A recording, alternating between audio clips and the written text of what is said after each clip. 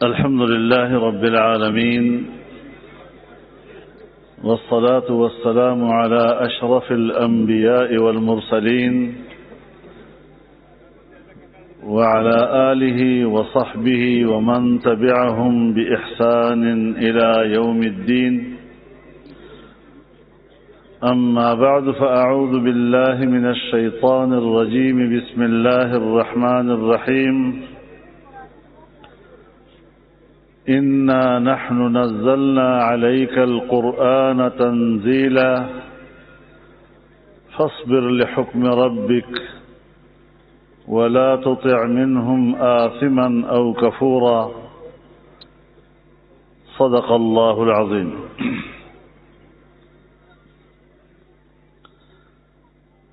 گرامی قدر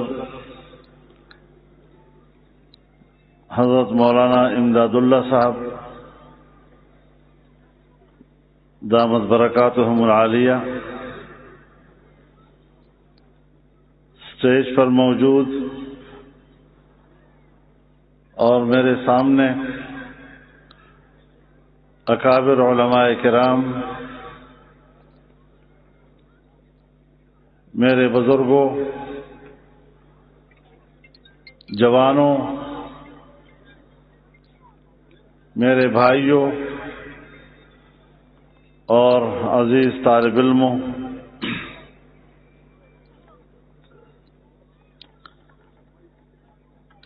ہم سب کے لیے یہ لمحات سعادت کے لمحات ہیں جب ہم ایک ایسے اجتماع میں شریک ہیں جو قرآن کی نسبت سے منعقد کیا گیا ہے۔ 350 کے قریب بچوں نے قرآن کریم کو حفظ کیا ہے اور ان کے سینوں کو رب العزت نے اپنے کلام کا خزینہ بنا دیا ہے۔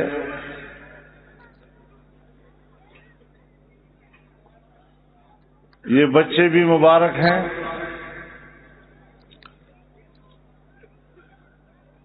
حفظ قرآن کی نسبت سے یہ اجتماع بھی مبارک ہے۔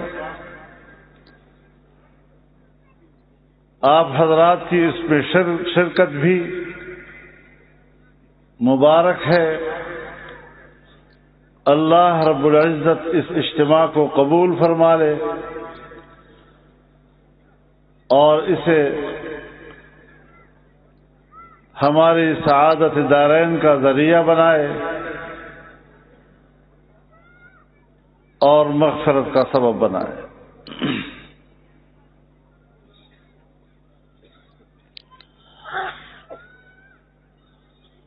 قرآن کریم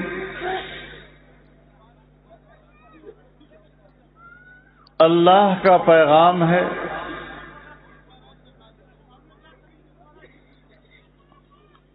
انسانیت کے لیے آخری پیغام،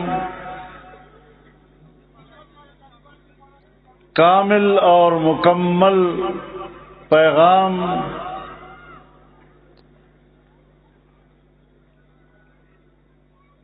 جناب رسول اللہ صلی اللہ علیہ وسلم پر یہ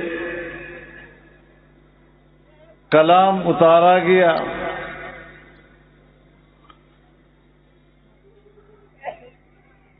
اس پیغام کو پہنچانے والا بھی آخری کامل اور مکمل پیغمبر اور رسول خدا صلی اللہ علیہ وسلم،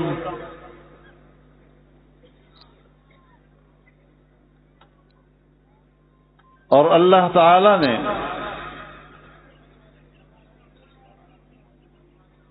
اعلان کر دیا اليوم اکملت لکم دینکم واتممت علیکم نعمتی ورضیت لکم الاسلام دینا. آج میں نے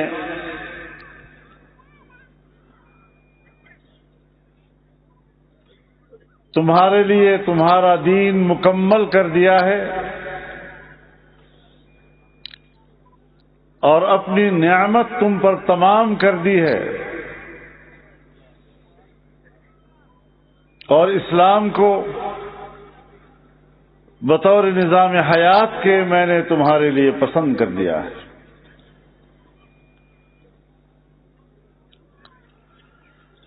علماء فرماتے ہیں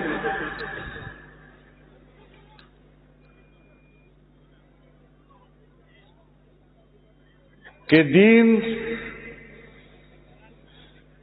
کامل اور مکمل ہے تعلیمات و احکامات کے اعتبار سے،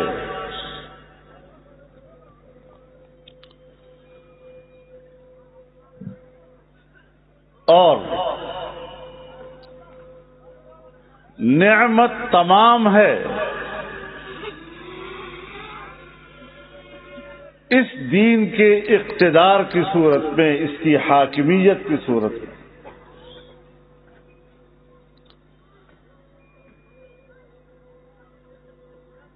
مقام حاکمیت پر جب یہ دین پہنچتا ہے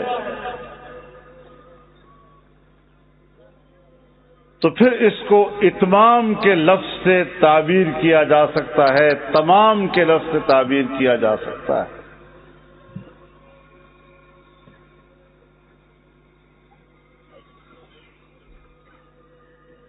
ہمارے علماء کرام آج کے اس دور میں یہی دنیا کو سمجھانا چاہتے ہیں.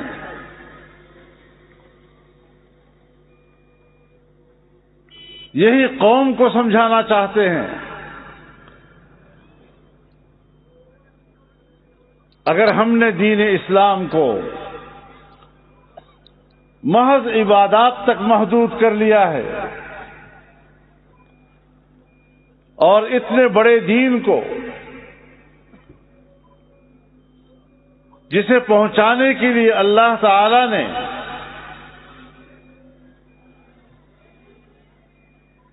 لوح محفوظ سے آسمان دنیا تک اور آسمان دنیا سے روئے زمین پر جناب رسول اللہ صلی اللہ علیہ وسلم تک ملائکہ کا عظیم الشان نظام قائم کیا اور بہت بڑے اہتمام کے ساتھ، پوری حفاظت کے ساتھ رسول اللہ صلی اللہ علیہ وسلم کے حوالے کیا. یہ ایک پیغام تھا اور اللہ رب العزت نے آپ کو یہ ذمہ داری سونپی، بڑے اہتمام کے ساتھ آپ کو یہ ذمہ داری سونپی. یا ایھا الرسول بلغ ما انزل الیک من ربک،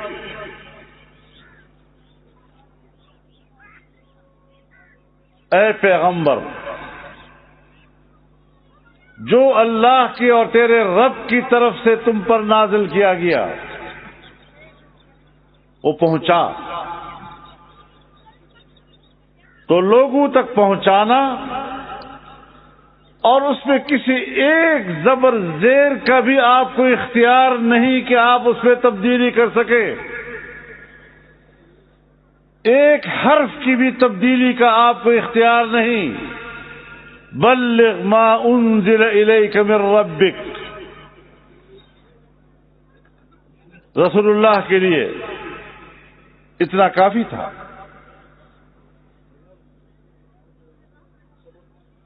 اللہ تعالی کے حکم کو قبول کرنا اور پھر اس پر عمل درآمد کرنا اس کی تطبیق کرنا رسول اللہ صلی اللہ علیہ وسلم سے بڑھ کر اور کون ہو سکتا ہے؟ لیکن اللہ رب العزت نے مزید اس کی اہمیت آپ کے دل میں بٹھانے کے لیے آگے فرما دیا وَإِن لَّمْ تَفْعَلْ فَمَا بَلَّغْتَ رِسَالَتَهُ. یہ ایک تنبیہ تھی اس فرضیت کا دل کے اندر رسوخ پیدا کرنا کہ اگر یہ کام آپ نے نہ کیا، کوئی تھوڑی سی بھی کمی چھوڑ دی تو مقصد رسالت فوت ہو گیا.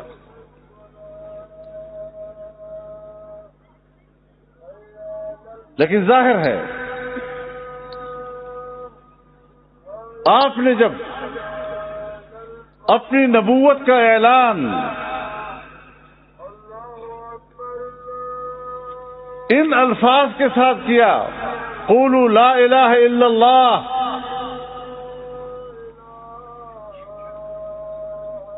کہہ دو کہ اللہ کے علاوہ کوئی معبود نہیں، کہہ دو کہ اللہ کے علاوہ کوئی حاکم نہیں، کہہ دو کہ اللہ کے علاوہ کوئی آمر نہیں. یہ جملہ ایسا جملہ تو نہ تھا کہ جس پر قریش کے بڑے اشتعال میں آ گئے.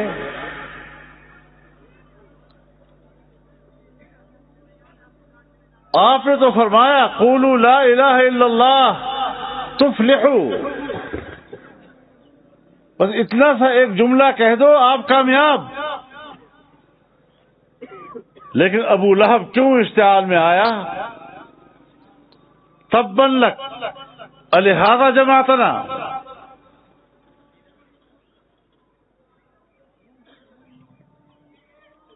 اس لیے آپ نے ہمیں جمع کیا. ابو جہل کو کیوں اشتعال آیا؟ سرداران مکہ کو کیوں اشتعال آیا؟ وہ اس کلمے کے مطلب کو سمجھ گئے کہ اگر ہم نے اس کلمے کو قبول کیا تو عرب پر ہمارا اقتدار ختم ہو جائے گا، پھر اس کے بعد اللہ کی حاکمیت ہوگی. لیکن 1400 سال کے بعد آج کا مسلمان، آج کا حکمران اور آج کا مسلمان سردار، آج کا مسلمان خان، آج کا مسلمان نواب، وہ آج بھی اس کلمے کے مقصد کو سمجھنے سے قاصر ہے. کیوں؟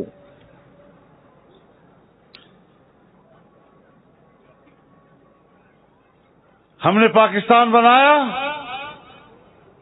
پاکستان کا مطلب کیا؟ لا الہ الا اللہ. 75 سال گزر گئے، پون صدی گزر گئی. کیا ہم نے کبھی اپنے گریبان میں جھانکا؟ کیا ہم نے کبھی اپنا احتساب کیا؟ کیا ہم نے من حیث القوم کبھی یہ سوچا کہ اس لا الہ الا اللہ کے ساتھ ہمارا 75 سالہ رویہ کیا رہا؟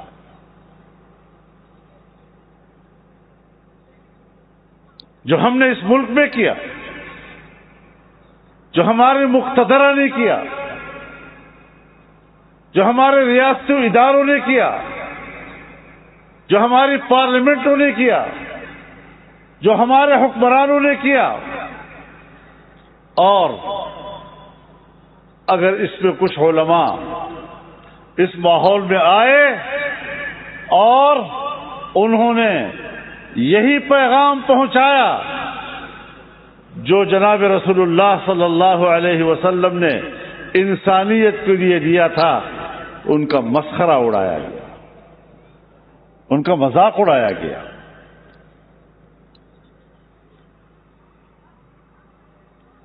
لیکن الحمدللہ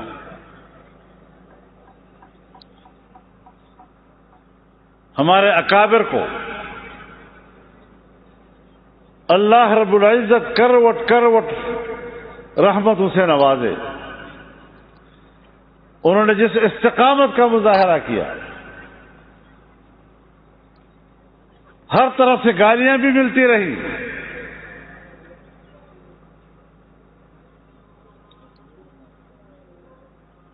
ان کی شخصیتوں کو مجروح کیا جاتا رہا تاکہ قوم ان کی گفتگو پہ اعتماد نہ کریں. ان کی کردار کشی ہوتی رہی،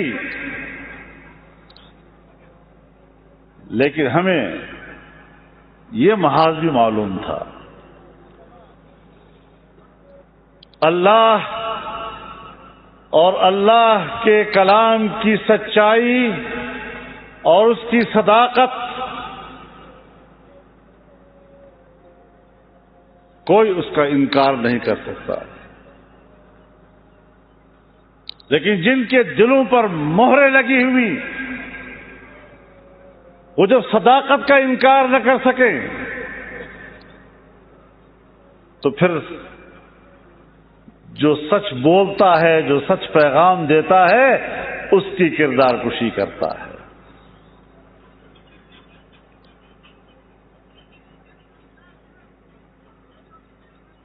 چنانچہ کلام پر تو کوئی حرف نہیں آ سکتا، کلام پر تو حرف لانا ممکنات میں سے نہیں تھا، تو حضرت جبریل علیہ السلام کی شخصیت کو مجروح کیا.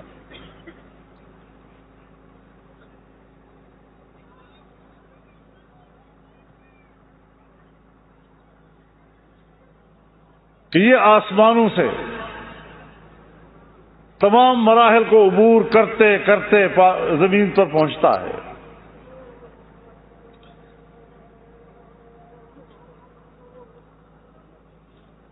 یہ پیغام، اس میں کوئی تبدیلی آئی ہوگی، شاید کہیں پر کوئی جملہ متاثر ہو گیا ہو، کوئی الفاظ میں رد و بدل آ گیا ہو،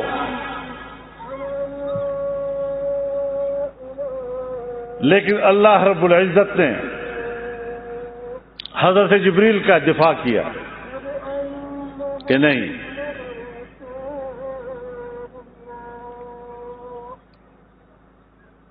یہ حضرت جبریل اللہ کے پیغام رساں ہیں، اکیلے نہیں، ملائکہ کے حفاظتی دستے بھی ان کے ساتھ ساتھ آ رہے ہیں. اپنی ذات میں بھی وہ امین ہے.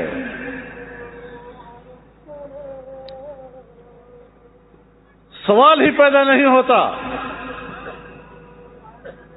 کہ حضرت جبریل سے اللہ کے کلام میں ایک حرف کی خیانت کا امکان ہو.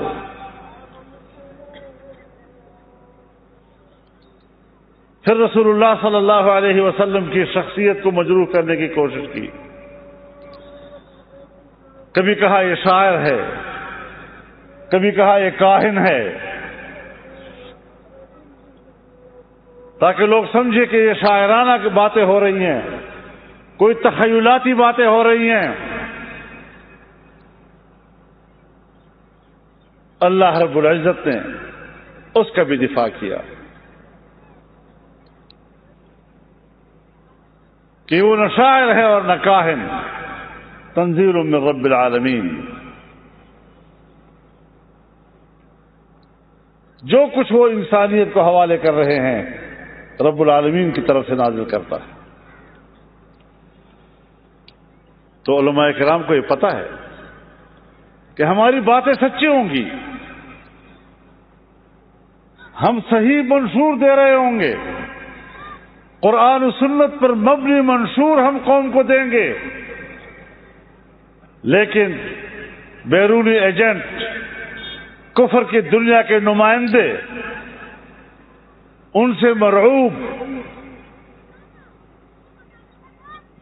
وہ ہم پر الزامات لگائیں گے، یہ مولوی صاحب تو جھوٹ بولتا ہے، یہ تو بڑا خائن ہے، ان کے ساتھ تو یہ ساری چیزیں ہمارے ساتھ ہوئی۔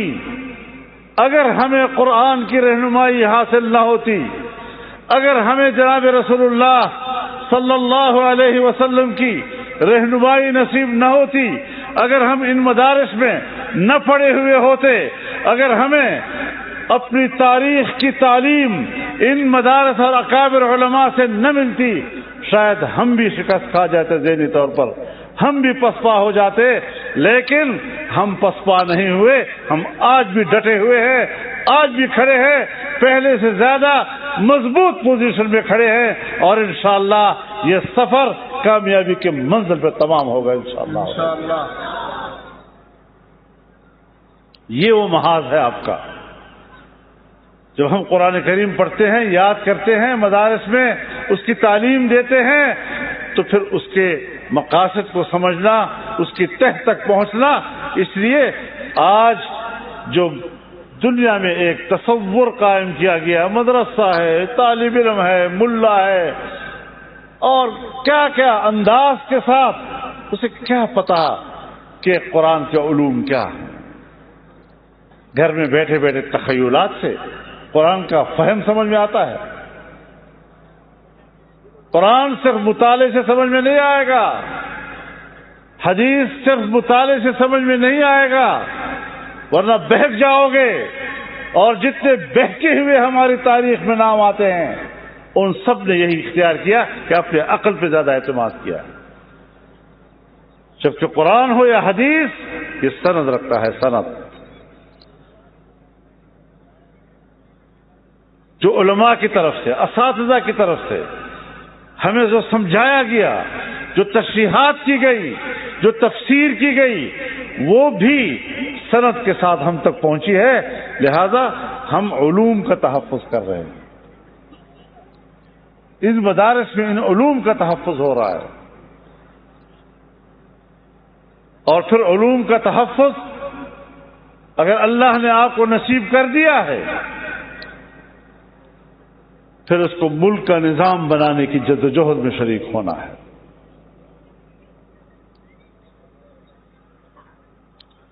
کیونکہ اللہ تعالیٰ نے صرف دین کو مکمل کرنے کی بات نہیں کی، الیوم اکملت لکم دینکم، یہاں پر بات تمام نہیں کی، واتممت علیکم نعمتی، اور ہمارے اکابر نے اتمام نعمت کے معنی اس کے اقتدار کی کیے، اس کی حاکمیت سے کی۔ اپنی سند کو سمجھیں۔ ہم نے تو دارالعلوم دیوبند کو یا دیوبندیت کو کمانے کے لیے ایک دکان بنا دیا، اس کو ایک فرقہ بنا دیا۔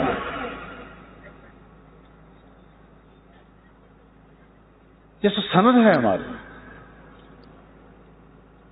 اور انہوں نے جو دین کی تعبیر کی، دین کی وہ تعبیر تو عالمگیر ہے، آفاقی ہے، ہمگیر ہے۔ کیسے ہم نے اس کو ایک چھوٹے سے مسلک کے اندر بند کر دیا؟ کس طرح ہم نے دو چار متنازع مسائل تک اپنے اس بہت بڑی امانت کو محدود کر دیا؟ ہم اپنے ساتھ ظلم کر رہے ہیں۔ حضرت شیخ الہند رحمہ اللہ نے 1919 میں جب جمعیت علماء قائم کی تو پورے ملک کے تمام مکاتب فکر کے علماء کرام کو اکٹھا کر کے اس جماعت کی بنیاد رکھی تھی۔ یہ اور بات ہے کہ وقت کے ساتھ ساتھ ہم اس وحدت کو برقرار نہ رکھ سکے، لیکن جن کے ہاتھوں میں یہ امانت ہے وہ اس بات کو پوری طرح سمجھتے ہیں اور اس کا ادراک رکھتے ہیں کہ اپنے اکابر سے دو چیزیں ہمیں ملی ہیں، اور یہ دونوں امانت ہیں ان کی، ایک ان کا نظریہ اور عقیدہ، اور ایک دوسرا اس عقیدے اور نظریے کے لیے کام کرنے کا منہج اور رویہ.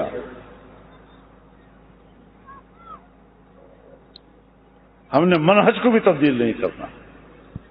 کبھی اس میں شدت آ جاتی ہے، کبھی اس میں خدا جانے کیا کیا فسادات آ جاتے ہیں. یہ تو آپ کا دل گردہ ہے کہ ایسی فضا بنی، ایسے ماحول بنے، خون ریزیوں کے ماحول بنے، اور آپ اپنی بات پہ ڈٹے رہے.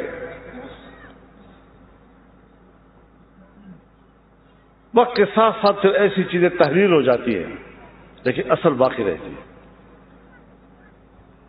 جمعیت علماء کو طاقتور بنائے، سیاسی قوت آپ کی ہے تو آپ کے مدارس بھی محفوظ ہیں، آپ کے مساجد بھی محفوظ ہیں، آپ کے خطبے بھی محفوظ ہیں، آپ کے امام بھی محفوظ ہیں، آپ کا ماحول بھی محفوظ ہے. اس پیغام کو لے کر آگے بڑھنا.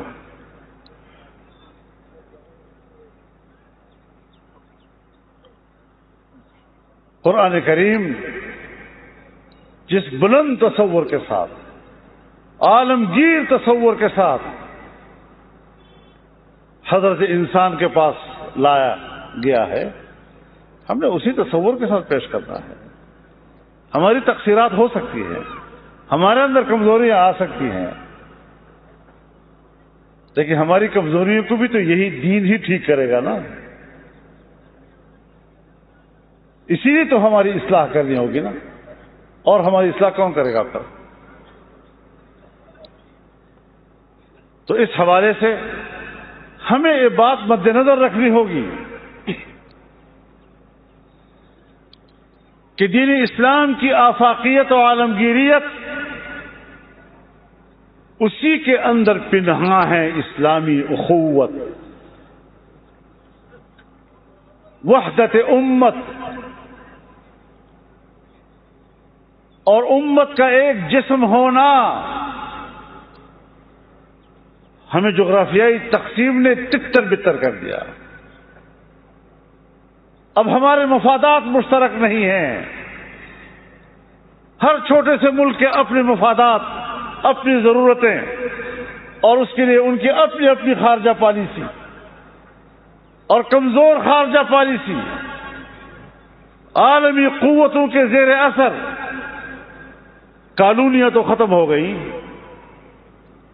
پورا بر صغیر انگریز کی کالونی تھا، کہیں پر فرانس کی کالونیاں تھیں، کبھی ڈچ کی کالونیاں تھیں، لیکن اب تو کالونیاں نہیں ہیں. لیکن عالمی قوتیں ہمیں غلام بنائی ہوئی ہیں عالمی اداروں اور عالمی معاہدات کے ذریعے سے.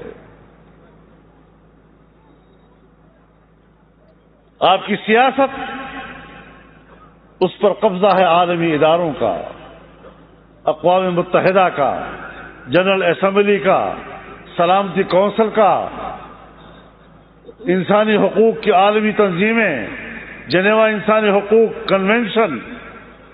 یہ آپ کے سیاسی فیصلے کرتے ہیں، اور جب یہ فیصلے کریں گی تو پھر ہم جیسے پسماندہ یا ترقی پذیر ملک کے اندر اس کا اپنا آئین اور اپنا قانون غیر مؤثر ہو جاتا ہے. ہماری معیشت اس کو کنٹرول کر رہے ہیں بین الاقوامی ادارے. ورلڈ بینک، ایشین بینک، قرضہ دینے والے ادارے ہماری معیشت کو کنٹرول کر رہے ہیں، ہماری دفاع کو کنٹرول کر رہے ہیں عالمی معاہدات کے تحت. ایٹم بم ہمارا، لیکن ایٹم بم پر اختیار ہمارا نہ ہوگا. فلاں معاہدے پہ دستخط کرو، فلاں معاہدے پہ دستخط کرو، تاکہ آپ پابند ہو جائیں. سو آج بین الاقوامی دباؤ اس خطے میں صرف پاکستان پر کیوں ہے؟ کہاں تک پہنچایا ہے ہمیں ان لوگوں نے؟ کہ ہماری آزادی داؤ پہ لگی ہوئی ہے، ہماری معیشت ہمارے عالمی قوتوں کے دباؤ میں، ہماری سیاست عالمی قوتوں کے دباؤ میں، ہمارا دفاع عالمی قوتوں کے دباؤ میں، اس لیے کہ پاکستان کی ایک جغرافیائی اہمیت ہے۔ ہمیں امن سے اور چین سے نہیں جینے دے رہے۔ 75 سال انڈیا کے ساتھ دشمنی ابھی تک جاری ہے۔ افغانستان ہر لحاظ سے ہمارا برادر ملک، پڑوسی بھی، مسلمان بھی، لیکن کوشش ہو رہی ہے کہ وہاں بھی تعلقات خراب ہو جائیں۔ بین الاقوامی یہودی اور صہیونی قوتیں آج جو فلسطینیوں کے ساتھ کر رہے ہیں وہ بھی آپ سے کوئی مخفی تو نہیں ہے، روزمرہ کی صورتحال آپ کے سامنے ہے۔ 2 مہینے کی اس جنگ میں 16,000 فلسطینی، بے گناہ فلسطینی، جس میں اکثریت بچوں کی ہے، خواتین کی ہے، عام پرامن شہریوں کی ہے، ان کو شہید کیا گیا۔ کیا یہ جنگی جرم نہیں ہے؟ کہاں ہے عالمی عدالت انصاف جو ان جنگی مجرموں کو اپنے کٹہرے میں لا کے کھڑا کر دیں؟ امریکہ ہو یا مغربی دنیا، کوئی جمہوریت ان کے نزدیک اہمیت نہیں رکھتی، ان کے نزدیک بھی طاقت ہی اصل چیز ہے۔ طاقت کے بل بوتے پر وہ آپ کو فنا کرنے کے لیے تیار ہے، آپ کی نسل کشی کرنے کے لیے تیار ہے۔ کہاں گیا وہ انصاف؟ کہاں گئی وہ جمہوریت؟ اور پھر کہتے ہیں ہم دنیا کی قیادت کریں گے۔ انسانیت کے خون سے جن کے ہاتھ سرخ ہیں اور ان کے ہاتھوں سے انسانوں کا خون ٹپک رہا ہے، وہ کہتے ہیں انسانوں کی قیادت کا حق ہمیں حاصل ہے۔ الٹی گنگا بہا رہے ہیں۔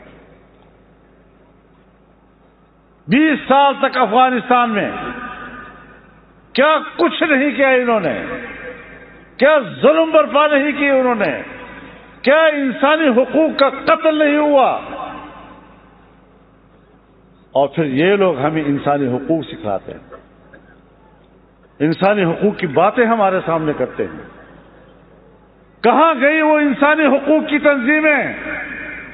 آج فلسطینیوں کے قتل پر کیوں گنگ ہے ان کی زبانیں؟ کیوں خاموش بیٹھ گئے ہیں؟ یہاں تو مدرسے میں اگر کسی استاد کی خبر آ گئی کہ اس نے ایک بچے کو مارا ہے، آسمان سر پہ اٹھا لیتے ہیں۔ انسانی حقوق تباہ ہو گئے، انسانی حقوق۔ آج انسانیت کا خون بہہ رہا ہے۔ کتنے بچے لاوارث ماؤں کے گود میں، جن کا کوئی سارا گھر اجڑ گیا، ان کو یہ بھی کل معلوم نہیں ہوگا کہ ہم کس کی اولاد ہیں۔ آبادیوں پر بمباریاں ہو رہی ہیں، کیوں ہو رہی ہیں؟ اس کے اوپر امریکہ میں احتجاج ہو رہا ہے، یورپ میں احتجاج ہو رہا ہے، اسلامی دنیا میں احتجاج ہو رہا ہے، کوئی ٹس سے بس نہیں ہو رہا۔ جبکہ جناب رسول اللہ صلی اللہ علیہ وسلم نے ہمیں جو امت کے بارے میں فرمایا، مثل المؤمنین فی توادہم وتعاطفہم وتراحمہم کمثل جسد واحد اذا اشتكى عينه اشتكى كله واذا اشتكى رأسه اشتكى كله۔ ایک دوسرے کے ساتھ ہمدردی اور مہربانی اور دوستی میں ایمان والوں کی مثال ایسی ہے جیسے ایک جسم۔ جسم کی سر میں درد ہے تو پورا جسم بے قرار ہو جاتا ہے، آنکھ میں درد ہے پورا جسم بے قرار ہو جاتا ہے۔ ہماری بے قراری کہاں گئی آج؟ ہم اپنے مسلمان بھائی کے لیے کیوں فکر مند نہیں؟ یہ ساری چیزیں وہ ہیں جو سوالات ہیں۔ ہمارا میڈیا خاموش۔ اگر سوشل میڈیا پر آپ فلسطین کی بات کرتے ہیں، آپ یہودی کے ظلم کی بات کرتے ہیں، آپ کا سوشل میڈیا آپ کو بند کر دیتا ہے۔ کہاں ہے آزادی اظہار؟ قرآن کریم کو جلایا جائے، رسول اللہ صلی اللہ علیہ وسلم کی توہین کی جائے، اس کو تو اظہار رائے کے زمرے میں ڈالتے ہیں۔